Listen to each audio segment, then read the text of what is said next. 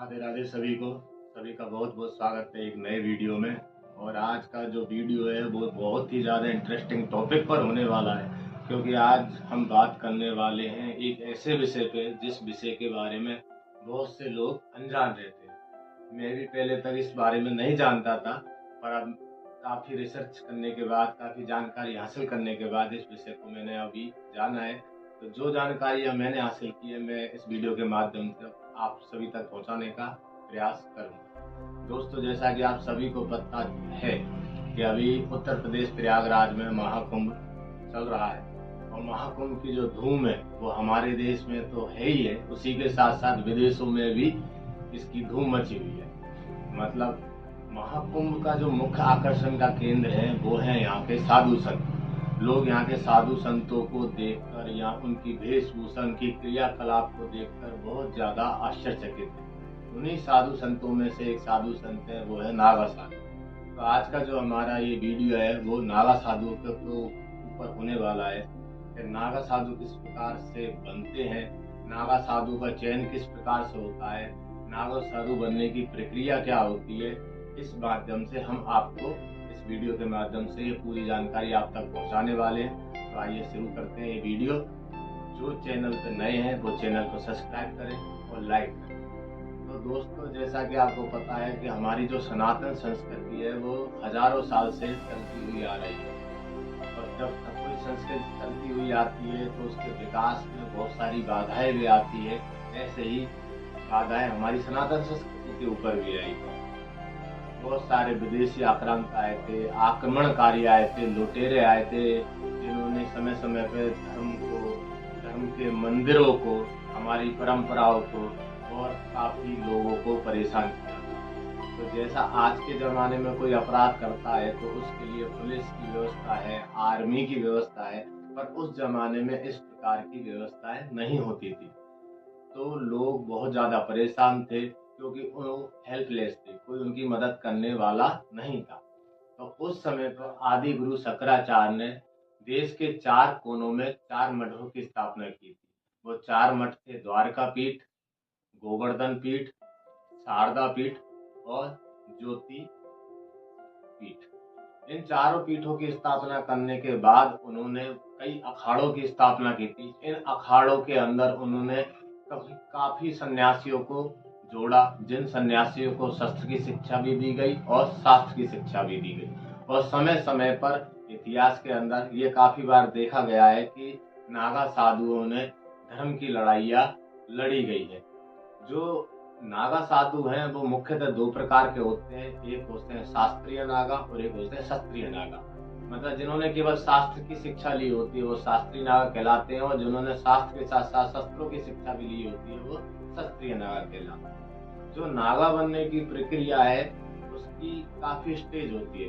इसकी जो पहली स्टेज है उसको कहते हैं हम परख परीक्षा। परख परीक्षा के अंदर जिस प्रकार पुलिस भर्ती या आर्मी भर्ती से पहले उसके बारे में सब कुछ जाना जाता है कि इसका घर कैसा है, इसका बैकग्राउंड क्या है, इस आदमी का स्वभाव का क्या है, उसी प्रकार नागा बनने से पहले जो मठ के जो मठाधीश होते हैं, वो जब कोई सन्यासी वहां पर नागा बनने के लिए आवेदन करता है तो आवेदन करने वाले नागा के बारे में पहले विस्तृत जानकारी हासिल की जाती है। उसके परिवार के बारे में जाना जाता है, उसके वास्तविक जीवन के बारे में जाना जाता है, उसके स्वभाव के बारे में जाता है, वो अपने धर्म के प्रति कितना निष्ठावान है उसके बारे में जाना जाता है, वो कितना सेवाभावी है उसके बारे में जाना जाता है। तो परख परीक्षा एक प्रकार से इंट्रेंस टेस्ट होता है नागा साधु बनने के लिए। तो जो सन्यासी परख परीक्षा के अंदर पास होते हैं, फिर उनको हम संस्कार प्रक्रिया के अंदर लाते हैं। संस्कार प्रक्रिया के अंदर लाकर उनका संस्कार करके उन्हें सन्यास की दीक्षा दी जाती है। सन्यास की दीक्षा देने के बाद वो दूसरी स्टेज के लिए तैयार होते हैं।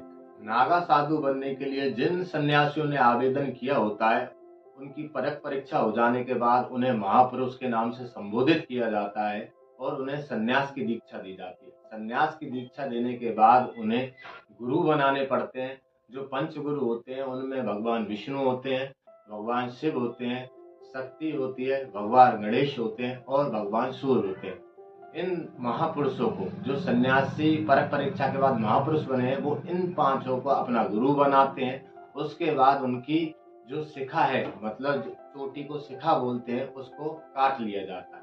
इसके बाद जो एक आम सन्यासी है वो परख परीक्षा पास करने के बाद महापुरुष होता है। ये होती है नागा साधु बनने की पहली स्टेज। जो दूसरी स्टेज होती है वो महापुरुष से अवधूत बनने की होती है। अवधूत बनने की इस स्टेज के अंदर सर्वप्रथम एक सन्यासी को पूर्ण रूप से शुद्ध किया जाता है। उसके शरीर के सारे बालों को हटाया जाता है और उसे एक नवजात बच्चे की तरह शुद्ध किया जाता है और उसके अंदर उसको नदी के अंदर स्नान कराया जाता है। नदी स्नान के बाद जो अवधूत हैं वो अपना पिंडदान करते हैं, तो उनसे 17 बार पिंडदान कराया जाता है। जो 16 पिंडदान होते हैं वो उनके पूर्वजों के और अपने परिवारजनों के होते हैं, और जो लास्ट 17वां पिंडदान होता है वो स्वयं करते हैं। मतलब इसके बाद वो अपने आप को इस दुनिया के लिए मृत घोषित कर देते हैं। इसके बाद आप कभी भी उनसे बात करोगे तो वो यही, अगर आप उनके माता पिता के बारे में पूछेंगे तो आपको इसी प्रकार पूछना पड़ेगा कि आपके पूर्व जन्म के जो पूर्व जन्म के माता पिता है उनका नाम क्या था, आपका पूर्व जन्म में घर क्या था, क्योंकि 17वां पिंडदान करने के बाद वो इस दुनिया की नजर में मृत घोषित हो चुके हैं। ये होती है नागा साधु बनने की दूसरी स्टेज। नागा साधु बनने की जो तीसरी स्टेज होती है वह अवधूत से दिगंबर बनने की होती है। और जो ये स्टेज का जो कार्य है वो शाही स्नान से एक दिन पहले किया जाता है। इसमें सन्यासी को जो अखाड़े की जो धर्म ध्वजा है उसके आगे 24 घंटे का उपवास करना पड़ता है। और उसके बाद एक जो लास्ट प्रक्रिया होती है वो होती है तंग तोड़ प्रक्रिया। तंग तोड़ प्रक्रिया आपको पता होना चाहिए, इतनी कठिन प्रक्रिया है जिसमें नागा साधु के जननांग, मतलब जो प्राइवेट पार्ट है, उसकी नस को खींचा जाता है, जिसके बाद उनका जो जननांग है वो निष्क्रिय हो जाते हैं। निष्क्रिय का मतलब उनका जो सेंस है वो बिल्कुल खत्म हो जाता है। इस प्रक्रिया का मतलब ये होता है कि जो मेंटली रूप से जो सेक्स के प्रति उनकी जो सोच है उसको वो अपनी तपस्या, नाम जप और अपने भगवान की इष्ट की साधना के साथ वो मन पर कंट्रोल कर लेते हैं। पर जो जननांगों की जो सेंसिटिविटी होती है वो कभी भी जागृत ना हो, इसलिए तंग तोड़ प्रक्रिया की जाती है ताकि उनकी जो सेंस है वो खत्म हो जाए। इसके बाद फिर उन्हें शाही स्नान के लिए ले जाया जाता है, जहाँ पर एक आम सन्यासी एक नागा साधु में परिवर्तन हो जाता है। तो ये 3 स्टेज हैं, जिस प्रकार इन स्टेजों को एक के बाद एक पार करके नागा साधु बना जा सकता है।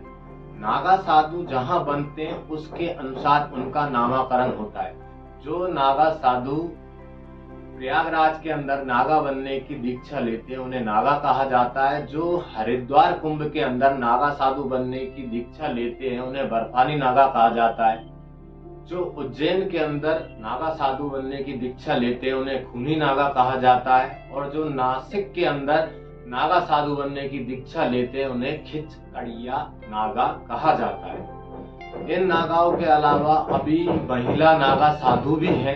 महिला नागा साधु को नागा साधु बनने के बाद नागिन, अवधूतनी और माई कहकर संबोधित किया जाता है। सर्वप्रथम 2013 में जूना अखाड़े ने महिला नागा साधु बनने की प्रक्रिया को शुरू किया था। उसके बाद कई हजारों महिला नागा साधु इसके अंदर प्रक्रिया में अनवरत बनती जा रही है। वर्तमान में भी 2025 में जो महाकुंभ प्रयागराज में हो रहा है उसमें आपको पता होना चाहिए 5000 नागा साधु नए बनने वाले हैं। इसी के साथ एक इंटरेस्टिंग बात यह है कि नागा साधुओं की जो एक लैंग्वेज है जो कोड वर्ड की तरह लैंग्वेज है, क्योंकि जब प्राचीन काल में जब लोग हमले किया करते थे, दुश्मन भी हुआ करते थे, तो उस समय नागा साधु ने आपस में बात करने के लिए एक अपनी खुद की लैंग्वेज को डेवलप किया, जिसे नागा लैंग्वेज के नाम से भी जाना जाता है, जिसमें विभिन्न जो हमारी जो जनरल चीजें हैं, जिनको खान पान की चीजें हैं, उनका उन्होंने अपने हिसाब से ही नामकरण किया हुआ है, जैसा मैं आपको आगे बतासित की थी। उस कुर्ड लैंग्वेज के अंदर वो आटे को भस्मी बोलते हैं, दाल को पानी राम कहा जाता है, लहसुन को पाताल लोक कहा जाता है, घी को पानी बोला जाता है, प्याज को लड्डू राम बोला जाता है। इसी के साथ साथ जो अखाड़े की बैठकें होती है उन्हें चेहरे के नाम से पुकारा जाता है, और जहाँ पर अखाड़े के भंडार गृह होते हैं उन्हें मोहरा के नाम से बोला जाता है। जब किसी नागा साधु की मृत्यु हो जाती है तो मृत्यु होने के बाद नागा साधु को बैठी अवस्था में समाधि दिलाई जाती है। जो उनकी देह का जो मुंह होता है वो या तो पूर्व दिशा की या उत्तर पूर्व दिशा की ओर होता है, और मृत्यु के 40वें दिन एक बड़े भंडारे का आयोजन किया जाता है। तो ये थी हमारे पास एक नागाओं के बारे में एक विस्तृत जानकारी। कोशिश करी है कि आपको ये जानकारी अच्छी लगी होगी। धन्यवाद।